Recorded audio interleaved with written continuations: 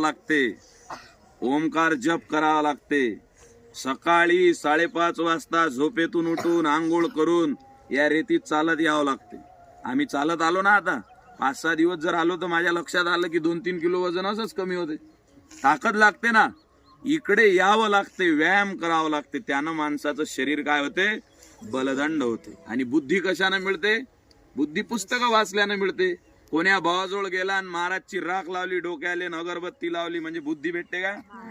गणपतीच्या मूर्ती पुढे गेला, सुख करता दुःख करता रात दिवस म्हटलं, पण अभ्यासच नाही केला तर पास होईन का? माग एक बयाळ तोंड्या महाराज आलता का नाही, तो म्हणे बेलाचं पान घ्या, ते खायला चिपकवा, मग पुस्तकात त्या पेपरात तुम्ही पास होता. त्यानं पास होते का माणूस? नाही. पुस्तक करावं लागते, पुस्तक अभ्यासावं लागते. एक पोरगा झोपडपट्टीत राहत होता, पायाखाली त्याच्या सळा पडत नव्हता. गुरुजीचे शब्द ऐकायला शाळेमध्ये गेला तर भिंतीच्या बाहेर गुरुजीनं काढून दिलं, ए बेकारड्या, शाळेच्या बाहेर हो. तो पोरगा मुकाट्यानं बसला, कानाला हात लावले त्यानं. कानाला गुरुजीचे शब्द हवेच्या ओघानं आलेले हाताला अडवले, कानातून मनात रिचवले. अभ्यास केला 18 तास. पावाचा तुकडा पापडच्या तुकड्यावर राहिला. एक दिवस असा उघडला, कोई चिल्ला कर चला गया तो कोई चीख कर चला गया. एक लड़का जो स्कूल के बाहर बैठता था इस भारत देश की तकदीर लिख कर चला गया. डॉक्टर बाबासाहेब आंबेडकर. काय होतं त्यांच्याकडे?